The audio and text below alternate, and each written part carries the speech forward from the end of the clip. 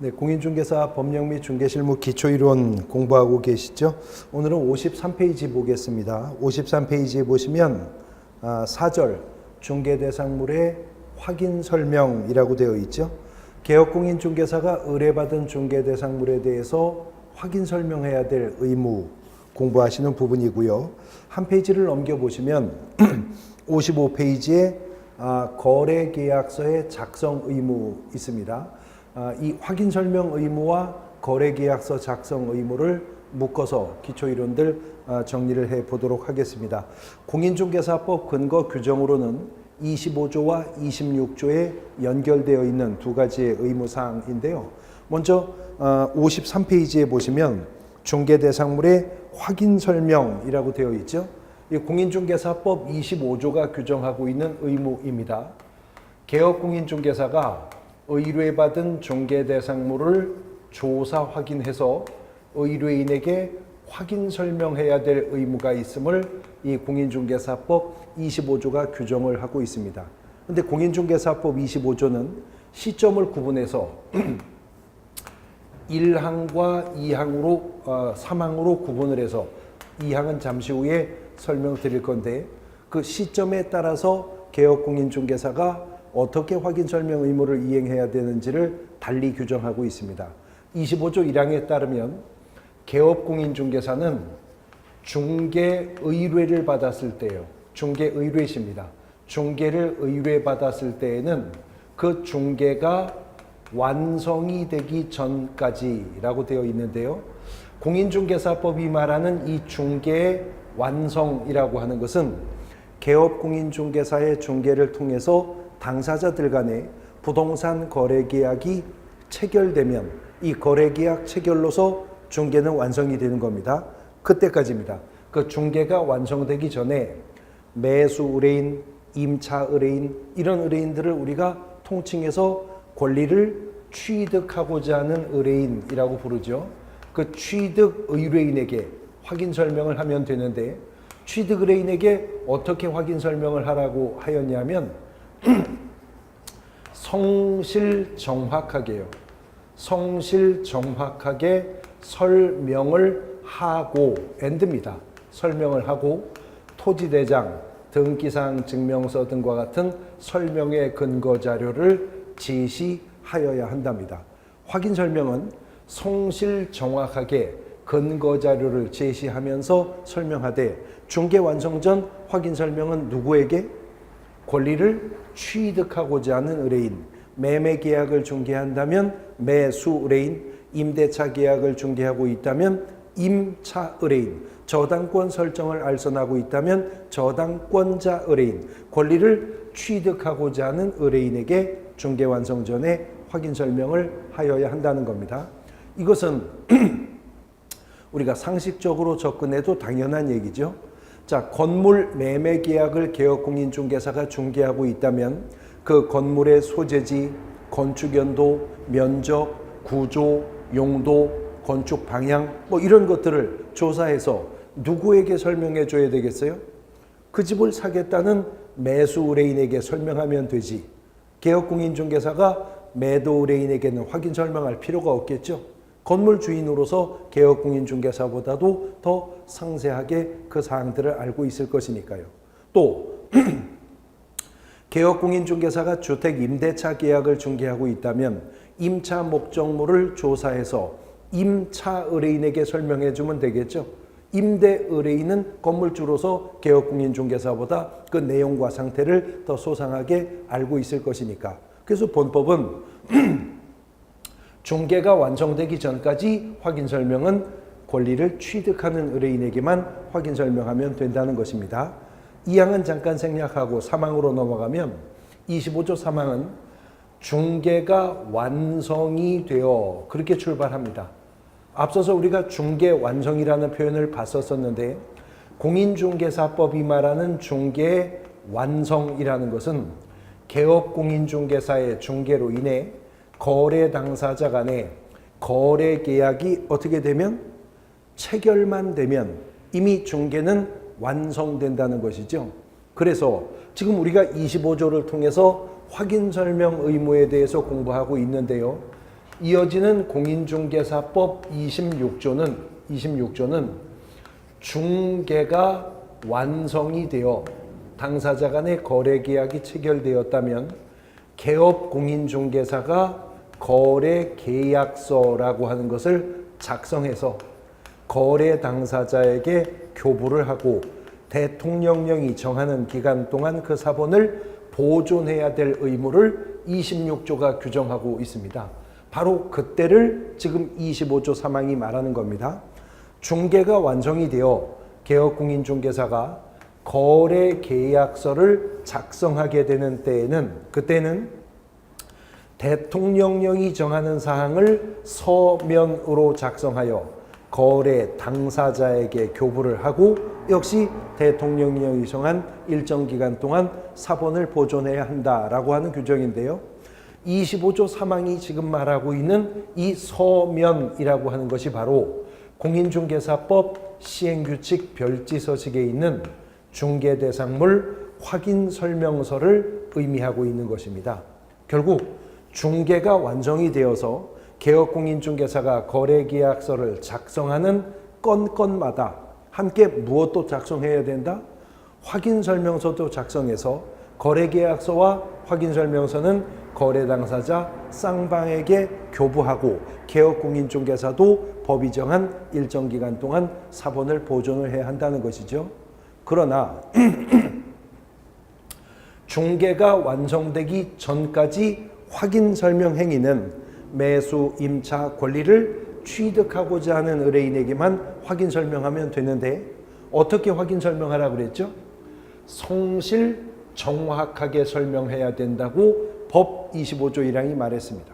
그러나 아무리 법이 성실 정확하게 설명해야 한다고 규정했어도 구체적으로 무엇을 성실 정확하게 설명해야 되는지를 정하지 않는다면 이 또한 선언적 규범에 불과할 것이라고요. 그래서 공인중개사법 시행령 21조는 1항을 통해서 개업공인중개사가 근거자료 제시하면서 성실 정확하게 설명해야 될 구체적 사항을 확정하고 있는 것입니다. 그것이 페이지를 넘겨보시면 교재 54페이지 54페이지의 5번을 보시면 확인 설명할 사항이라고 나와 있죠. 중개 의뢰를 받은 경우에 개업공인중개사가 확인 설명해야 할 사항은 다음과 같다. 그래서 박스 안에 모두 9가지 확인 설명할 사항이 있습니다. 보실까요? 1항 중개대상물의 종류, 소재지, 지번, 지목, 면적, 용도, 구조, 건축 연도 등 당해 중개대상물의 기본적 사항 설명해 주어야 한답니다. 또 2항 벽면 도배의 상태, 3항 수도, 전기, 가스, 소방, 열 공급, 승강기, 배수, 시설물의 상태, 또 4항 도로, 대중교통수단과의 연계성, 시장, 학교 등과의 근접성 등의 입지 조건, 5항 일조, 소음, 진동 등의 환경 조건, 6항 소유권, 전세권, 저당권, 지상권 및 임차권 등 중개대상물의 권리관계에 관한 사항, 7항 토지이용계획과 공법상 거래규제 및 이용제한에 관한 사항, 8항 거래정 금액과 중개보수 및 실비의 금액과 산출내역, 그리고 마지막으로 중개대상물에 관한 권리를 취득함에 따라 부담하는 조세의 종류와 세율까지 9가지입니다. 이 9가지를 개업공인중개사가 중개 완성 전에 취득 의뢰인에게 설명하되 성실 정확하게 근거 자료를 제시하면서 설명해야 한다는 거죠. 그러니까 소유권, 지상권, 지역권, 전세권, 저당권, 권리관계에 관해서 취득 의뢰인에게 설명할 때는 토지 건물 등기사항 증명서 갑을구 보여주면서 설명하라는 겁니다. 소재지, 지목, 면적, 구조, 건축연도 등 기본적 사항에 대해서 설명한다면 토지대장, 임야대장, 지적도, 임야도, 건축물 대장, 근거자료 보여주면서 설명하라 그 말입니다. 공법상 제한에 관한 문제를 설명한다면 토지이용계획 확인서 등을 근거자료로 제시하면서 성실정확하게 설명을 하라는 것이죠. 그런데 공인중개사 시험제도는 우리 공인중개사 법령이 근거법입니다. 앞서서 우리가 2장을 통해서 공부했죠. 근데 지금 개업공인중개사가 성실 정확하게 설명해야 할 박스의 내용들을 보시면 왜 공인중개사법이 공인중개사 시험에서 1차의 그런 과목들을 2차의 그런 과목들을 시험 과목으로 결정했는지를 알 수가 있는 부분이죠. 공인중개사 자격을 취득한 자는 중개사무소 개설 등록을 하고 현업에서 중기업을 영위할 수가 있게 됩니다. 그러니까 이 법자의 의도는 이자에게 자격증을 교부하면 이제 개설 등록하여 중기업을 할 것인데 그때 이런 내용들을 제대로 조사 확인해서 의뢰인에게 설명할 수 있는 기본적 지식과 소양을 갖추었는지를 시험을 통해서 검증해 보겠다는 것이죠. 자, 그러니까요.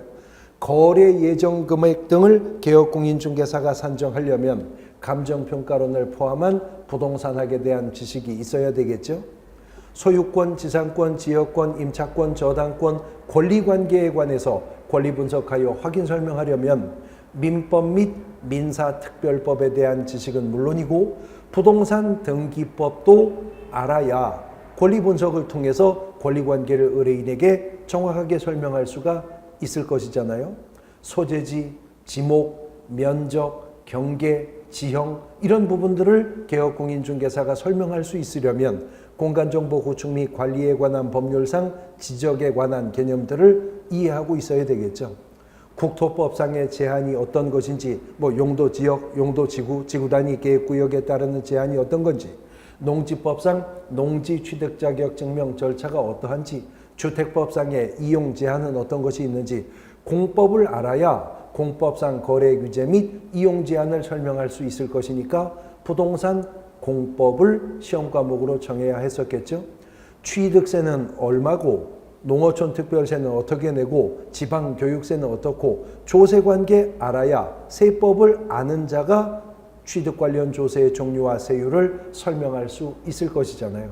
그래서 공인중개사 시험 과목이 그렇게 1, 2차 구분되어 결정이 되어 있다는 것입니다. 자, 그런데 개업공인중개사가 확인 설명해야 될 사항, 다시 박스 안을 주목해 보시면 개업공인중개사가 성실 정확하게 설명해야 될 사항 중에는요, 2항에 벽면 및 도배 상태라는 것도 있습니다. 3항에 수도, 전기, 가스, 소방, 열 공급, 승강기 및 배수 등 시설물의 상태도 있고요. 또 4항에 연계성, 입지 조건, 5항에 일조 소음 진동 등의 환경 조건. 자, 이런 것들도 개업공인중개사가 취득 의뢰인에게 성실 정확하게 확인 설명을 해야 한다고 이 법이 요구하고 있어요. 그런데 여러분, 개업공인중개사가 건축물 내장을 통해서 그 건물의 내벽에 금이 갔는지 균열이 있는지 문제, 벽지가 더러운지 장판이 찢어진 곳 없는지 물은 잘 빠지는지 이런 거는 건축물 내장 등을 통해서 알 수가 없죠. 이런 것은 개업공인중개사가 매도 의뢰인, 임대 의뢰인, 중개대상물에 대한 권리를 이전하고자 하는 의뢰인으로부터 협력을 받아야만 비로소 접근해서 조사할 수가 있는 사항들인 것이거든요. 그래서 공인중개사법은 25조 1항과 3항 사이 2항에다가 개업공인중개사가 확인 설명 의무를 이행하기 위해서 필요한 경우라면 매도, 임대, 의뢰인 등, 즉 중개대상물에 대한 권리를 이전하고자 하는 의뢰인에게 중개대상물의 상태에 관하여 자료를 요구할 수 있다라고 하는 규정을 두게 되었다는 것입니다. 개업공인중개사가 취득 의뢰인에게 확인 설명하기 위해서 필요하다면 이전 의뢰인에게 중개대상물 상태에 관해서 자료 요구할 수 있다는 것이죠. 단 개업공인중개사가 이전 의뢰인에게 자료를 요구할 수 있다는 것이지 이러한 자료 요구에 이전 의뢰인이 응해야 할 의무가 있다는 말은 아닌 것이거든요. 그렇다면 개업공인중개사가 취득 의뢰인에게 확인 설명하기 위해서 이전 의뢰인에게 중개대상물의 상태에 관해 자료를 요구했는데 만일 이전 의뢰인이 이러한 개업공인중개사의 자료 요구에 불응하면 어떻게 하냐 하는 거예요. 불응한다고 해서 압수수색 영장 발부받아 들어갈 수 있는 건 아니잖아요. 그래서 공인중개사법은 시행령 21조 1항을 통해서 지금 우리가 방금 전에 박스를 통해서 확인했었던 확인 설명해야 될 사항 9가지 있죠. 21조 1항이 이렇게 9가지 확인 설명 의무 사항을 정한 상태에서 바로 이어지는 2항에서 만일 개업공인중개사가 자료를 요구했는데 이전 의뢰인이 불응하였을 때 개업공인중개사가 어떤 조치를 취하는지를 지침으로 정한 것입니다. 만일 개업공인중개사가 자료 요구를 하였음에도 이전 의뢰인이 불응하면 개업공인중개사는 그 사실을 그대로 취득 의뢰인에게 설명을 하고 그래도 중개가 완성되면 작성되는 확인 설명서에 기재하면 된다는 거죠. 수도, 전기, 가스, 소방, 내벽, 도배 상태는 이전 의뢰인의 자료 제공 불응으로 조사하여 설명하지 못하였음. 이렇게 작성된 확인 설명서는 당사자 모두에게 교부할 뿐만 아니라 개업공인중개사도 보존하게 됩니다. 그러면 후일 체결된 거래계약이 이행 과정에서 당사자들 간에 그런 문제로 인해 혹 분쟁이 발생한다 하더라도 개업공인중개사는 확인설명 의무 위반에서 면책받을 수가 있겠죠. 입증할 수가 있게 되는 거고요. 그래서 그 확인설명 의무 이행의 범위와 한계를 확정해 준다 하는 점에서 또 25조 2항은 유의해야 될 부분이 된다는 것이죠. 자, 확인설명 의무에 관한 문제를 보셨는데 확인설명서를 언제 작성한다고 했어요? 중개가 완성이 되어 거래계약서를 개업공인중개사가 작성하게 되는 그때 확인설명서도 함께 작성한다고 말씀드렸습니다. 그래서 페이지를 넘어가 보시면 55페이지요. 55페이지가 25조에 이어서 이어지는 26조인데요. 55페이지에 보시면 본문 보겠습니다. 거래계약서 작성 의무 등에서 본문 개업공인중개사는 중개대상물에 관하여 중개가 완성된 때에는 거래계약서를 작성하여 이에 서명 및 날인한 후 거래 당사자에게 교부하고 대통령령이 정하는 기간 동안 그 사본을 보존하여야 한다입니다. 중개가 완성이 되어서 당사자들 간의 거래계약이 체결되었다면 비록 거래계약 체결이라는 법률행위는 거래 당사자 간에 이루어진 것이지만 그 알선하였던 개업공인중개사가 거래계약서를 작성해서 거래 당사자에게 교부하고 대통령령이 정하는 일정 기간 보존할 의무가 있음을 26조가 규정했습니다. 그리고 중개 완성 시 개업공인중개사가 작성해야 할 거래계약서 양식과 관련해서 맨 밑에 줄 보실까요? 55페이지 맨 밑에 줄. 국토교통부 장관은 거래계약서에 관하여 표준이 되는 서식을 정하여 이의 사용을 권장할 수 있다라고 되어 있죠. 지금 제가 낭독한 이 문장이 공인중개사법 시행령 22조에 있는 문장이거든요. 그런데 국토부 장관이 거래계약서에 표준이 되는 서식을 정해서 사용을 권장할 수 있다고 시행령이 규정하고 있지만 아직까지 공인중개사법 시행규칙 별지서식에는 권장되는 표준서식조차도 정해져 있지 않습니다. 또 만일 국토교통부 장관이 공인중개사법 시행규칙을 개정해서 거래계약서 표준서식을 정한다 하더라도 시행령이 정하여 강제할 수 있다고 규정한 게 아니라 권장할 수 있다고 했기 때문에 지금 현재는 법정 거래계약서가 정해져 있는 것도 없지만 있다 하더라도 장관은 개업공인중개사에게 그 사용을 강제할 수는 없고요. 그저 권장할 수 있는 것일 뿐이라는 거죠. 그래서 시행령 22조 1항은 중개 완성 시 개업공인중개사가 작성하는 이 거래계약서에 필수적인 기재사항을 9가지 정해두고 있다는 것입니다. 첫 번째는 거래 당사자의 인적사항입니다. 누구와 누가 이 거래 계약을 체결했는지 그 거래 당사자, 즉 매매 계약이라면 매도인과 매수인의 성명, 주민등록번호, 주소, 연락처 등과 같은 인적사항을 기재한다는 거죠. 두 번째는 물건의 표시입니다. 소재지, 면적, 지목, 건물의 용도 이런 것들을 기재한다는 것입니다. 세 번째는 계약일입니다. 언제 이 거래가 성사되었는가 하는 시점을 특정하라는 것이죠. 그 다음에 네 번째는 거래 금액 등입니다. 거래 금액, 즉 총 거래 금액이 얼마고 계약금 지불 시기와 금액, 중도금 지불 시기와 금액, 잔금 지불 시기와 금액 등을 당사자가 합의한 바에 따라 순차적으로 기재하게 될 것입니다. 다섯 번째는 물건의 인도 일시, 이행의 시기를 말하는 것이죠. 여섯 번째는 권리 이전의 내용입니다. 그리고 일곱 번째, 조건이나 기한이 있는 계약이었었다면 그 조건 또는 기한. 그리고 여덟 번째, 중개가 완성되어서 개업공인중개사가 거래 계약서를 작성하는 건마다 함께 작성하는 게 뭐라고 그랬죠? 확인설명서라고 그랬죠. 그래서 그 확인설명서의 교부일자도 반드시 거래계약서에 기재하도록 하고 있어요.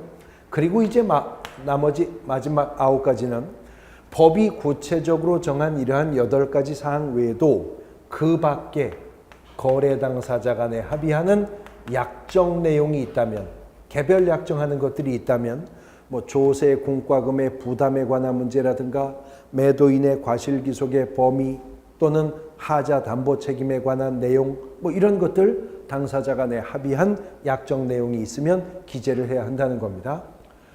중개가 완성이 되어서 거래계약이 체결되었다면 그 거래계약이 토지매매계약이었던 주택임대차 계약이었던 상가 교환 계약이었던 알선을 하였던 개업공인중개사가 그 토지매매계약서, 주택임대차 계약서, 상가 교환 계약서 등을 작성해 주어야 할 의무가 있다는 것인데 그것이 매매계약서든 교환계약서든 임대차 계약서든 간에 중개가 완성되어 개업공인중개사가 거래계약서를 작성한다면 이 9가지 내용은 반드시 계약서에 기재해 두어야 한다는 거죠. 또 공인중개사법은 26조 별도 규정을 통해서 그냥 필수적 기재상 형식적 요건을 갖추어 모두 메꾸기만 하면 되는 것이 아니라 이렇게 해서 거래계약서를 작성할 때는 거래금액 등을 허위로 기재하거나 서로 다른 둘 이상의 계약서를 작성해서는 아니 된다. 다시 말해서 다운계약서나 업계약서나 이중계약서를 작성하는 행위가 있어서는 안 된다는 규정을 두고 있습니다. 공인중개사법은요, 중개가 완성이 되어서 거래계약이 체결되었음에도 개업공인중개사가 거래계약서를 작성하지 않거나 교부하지 않거나 일정 기간 보존하지 않으면 업무정지 처분 사유에 속하는 것으로 규정을 합니다. 6월의 범위 내에서 업무의 정지를 등록관청이 명할 수가 있다는 거죠. 그런데 중개가 완성이 되어 개업공인중개사가 거래계약서를 작성을 했는데요. 의뢰인의 요청이 있었다 하더라도 서로 다른 둘 이상의 계약서 작성을 했다든가 거래금액 등을 허위로 기재하는 행위를 하면 등록관청은 등록을 취소할 수 있답니다. 상대적 등록 취소 사유에 이제는 속하게 된다는 거죠. 그러므로 개업공인중개사 입장에서 정리하시면 중개완성 시 거래계약서 작성 의무 이행은요, 제대로 안 할 거라면 차라리 안 하는 게 낫습니다. 중개가 완성되었는데 개업공인중개사가 거래계약서를 작성 안 했다고, 교부 안 했다고, 일정 기간 보존하지 않았다고 등록관청이 등록 취소 못합니다. 해봐야 6월의 범위 내에서 업무정지 처분 내릴 수 있을 뿐이죠. 근데 중개가 완성되어 개업공인중개사가 거래계약서를 작성을 했는데 다운계약서, 업계약서, 이중계약서를 작성하였다? 그러면 등록관청은 등록을 취소할 수도 있다는 거예요. 잘릴 수도 있다는 것입니다. 그러므로 개업공인중개사 입장에서 중개완성시 거래계약서 작성 의무 이행은 제대로 안 할 거면 차라리 안 하는 게 더 안전하겠다라고 하는 것입니다. 자, 25조의 확인설명 의무와 26조의 거래계약서 작성 의무를 연결해서 함께 우리가 펼쳐 기초이론을 정리해 봤는데, 결국 공인중개사법상 개업공인중개사가 중개를 완성하는 건마다 작성해야 할 것이 두 가지입니다. 뭐죠? 거래계약서와 확인설명서입니다. 근데 이 거래계약서와 확인설명서는 비교해 보면 이동점이 분석됩니다. 공통점도 있고 차이점도 있거든요. 먼저 어떤 차이점이 있는지를 분석해 보고 그 다음에 어떤 공통점이 있는지를 또 정리해 보겠습니다.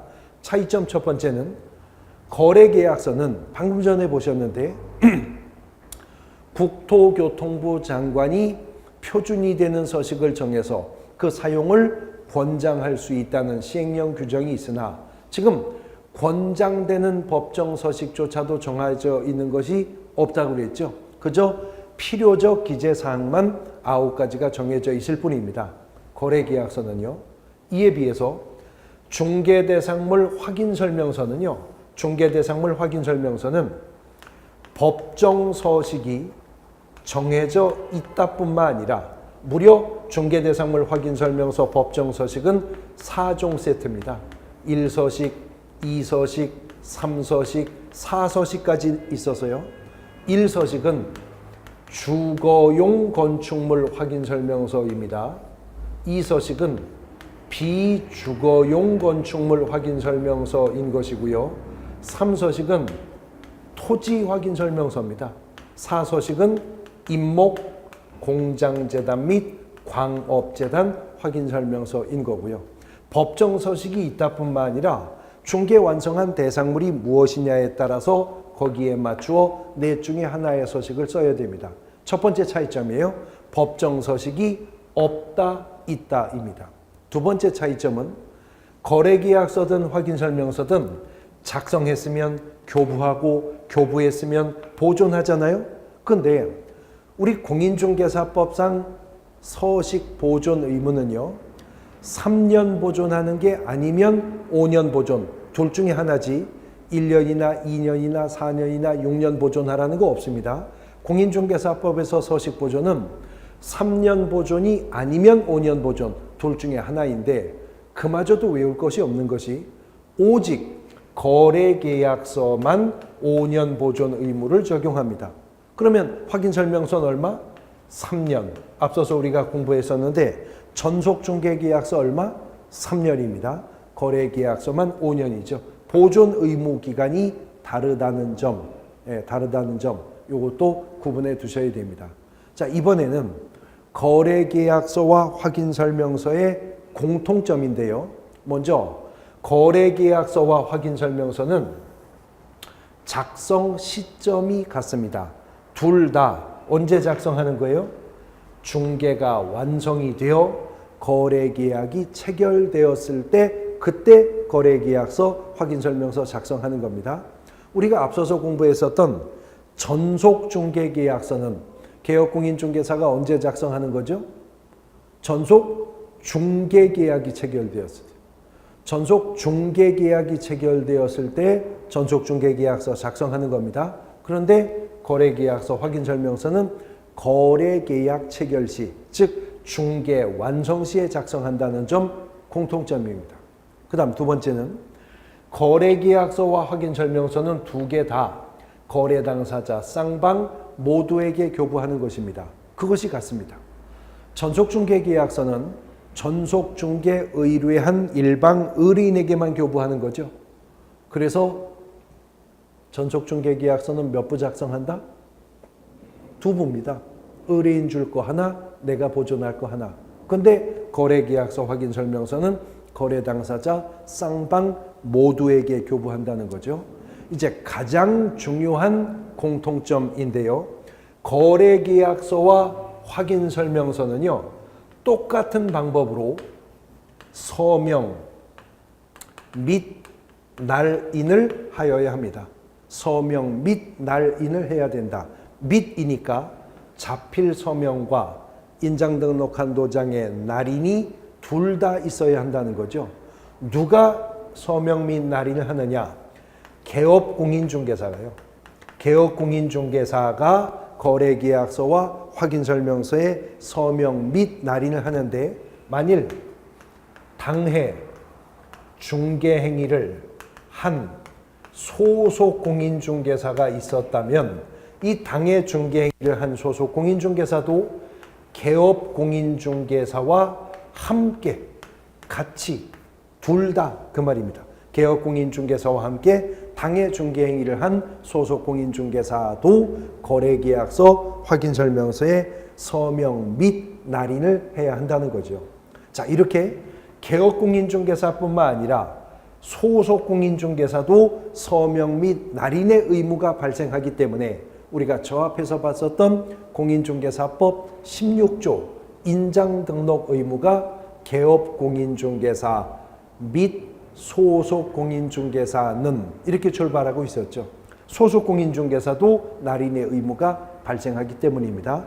단 유의할 것은 소속공인중개사라고 해서 개업공인중개사가 작성하는 모든 거래계약서, 모든 확인설명서에 서명 및 날인해야 한다는 건 아니고, 당해 중개행위를 한 소속공인중개사가 그렇다는 것이고요. 또 당해 중개행위를 한 소속공인중개사가 거래계약서 확인설명서에 서명 및 날인을 할 때는 개업공인중개사와 함께 같이 둘 다 서명 및 날인해야 한다는 겁니다.